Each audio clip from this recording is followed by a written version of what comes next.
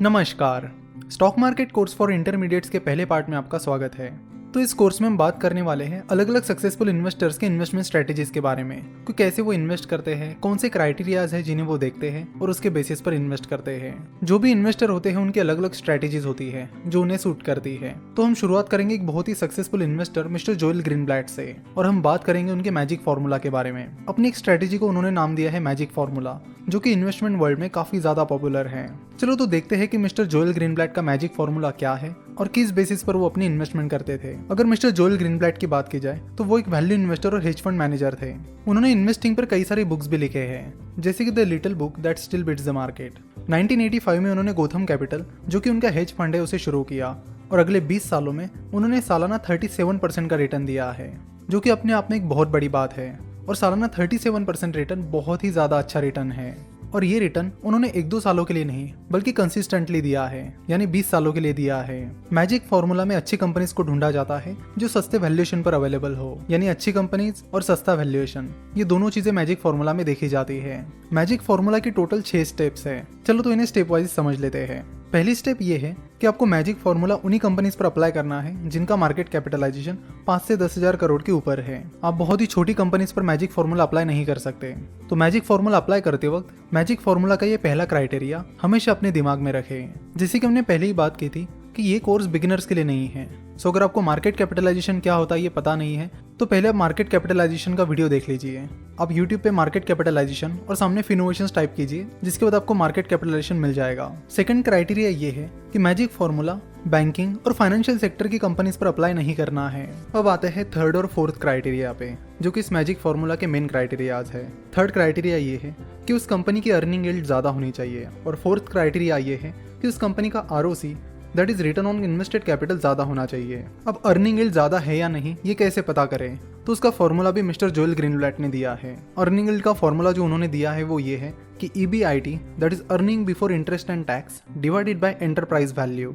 कई बार ऐसा होता है कि अलग अलग इंडस्ट्रीज के टैक्सेशन अलग अलग होते हैं, इसलिए मिस्टर जोएल ग्रीनब्लैट ने नेट प्रॉफिट लेने की बजाय EBIT that is earning before interest and tax, जिसे आप profit before interest and tax भी कह सकते हैं, वो लिया है। Earning before interest and tax ये चीज आपको कंपनी के प्रॉफिट एंड लॉस स्टेटमेंट में मिल जाएगी। उसके बाद अब बारी आती है एंटरप्राइज वैल्यू की। तो एंटरप्राइज वैल्यू कैसे निकालते हैं, तो एंटरप्राइज वैल्यू का सिंपल फॉर्मूला है market capitalisation plus total debt minus cash and cash equivalents. Market capitalisation हमें तुरंत मनी कंट्रोल से मिल जाएगा। फॉर एग्जांपल, अगर हमें TCS that is Tata consultancy services की एंटरप्राइज वैल्यू निकालनी है तो सबसे पहले हमें मार्केट कैपिटलाइजेशन पता करना होगा, जो कि मनी कंट्रोल से पता करेंगे। तो moneycontrol.com पर जाकर आप TCS सर्च कर लीजिए। उसके बाद यहाँ पर आपको उसका मार्केट कैपिटलाइजेशन मिलेगा, जो कि फिलहाल 7,97,137 करोड़ है। उसके बाद आप उसमें डेट को ऐड कर लीजिए।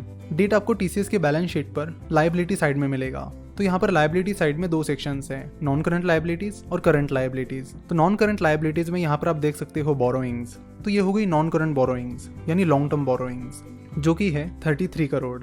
और उसके बाद करंट लायबिलिटीज में आके बोरोइंग्स चेक कीजिए। तो करंट बोरोइंग्स मतलब शॉर्ट टर्म बोरोइंग्स, जो कि नील है। तो यहाँ पर TCS का डेट आएगा 33 करोड़।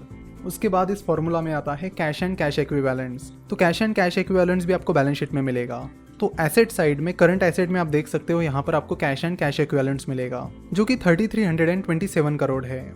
तो TCS की एंटरप्राइज वैल्यू निकल कर आएगी market capitalisation that is 7,97,137 crore plus debt that is 33 crore minus cash and cash equivalents that is 3,327 crore.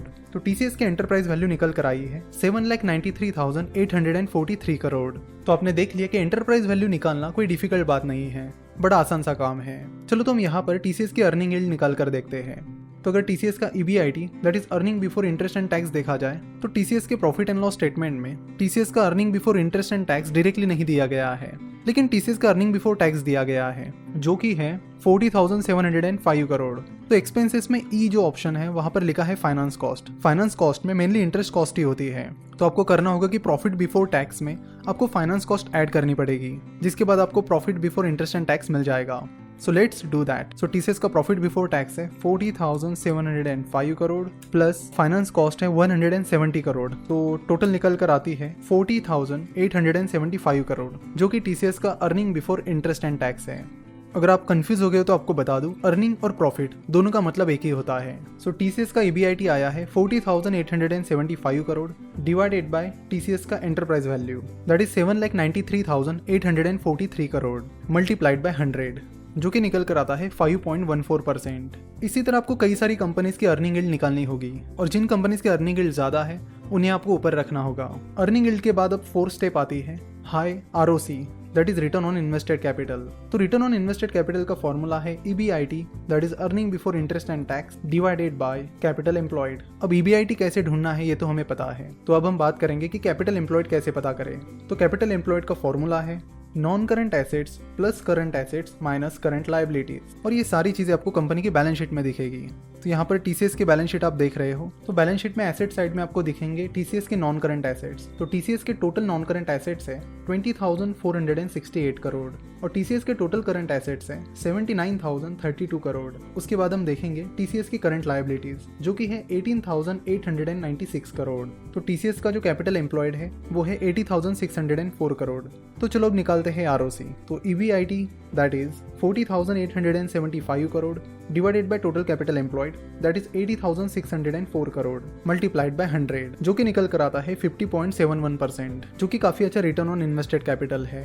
तो इसी तरह आपको बाकी कंपनीज का भी ROC निकालना है और जिन कंपनीज का रिटर्न ऑन इन्वेस्टेड कैपिटल ज्यादा है उनको आपको ऊपर रखना है, और फिर वो कंपनीज जिनकी अर्निंग यील्ड और रिटर्न ऑन इन्वेस्टेड कैपिटल दोनों काफी ज्यादा है, ऐसी 20-25 कंपनीज में आपको इन्वेस्ट करना है। मिस्टर जोएल ग्रीनब्लैट कहते हैं कि 20-25 कंपनीज इसलिए क्योंकि आपका रिस्क डाइवर्सिफाइड हो जाए। तो इस तरह आपको मैजिक फॉर्मूला अप्लाई करना है। मैजिक फॉर्मूला के और भी 2 क्राइटेरियाज हैं जिन्हें हम नेक्स्ट पार्ट में कवर करेंगे। आशा करता हूँ कि आपको मैजिक फॉर्मूला के जो 2 मेन स्टेप्स हैं दैट इज अर्निंग यील्ड और ROC अच्छे से समझ में आए होंगे। ये लेक्चर देखने के लिए और हमारे साथ जुड़े रहने के लिए आपका बहुत बहुत धन्यवाद।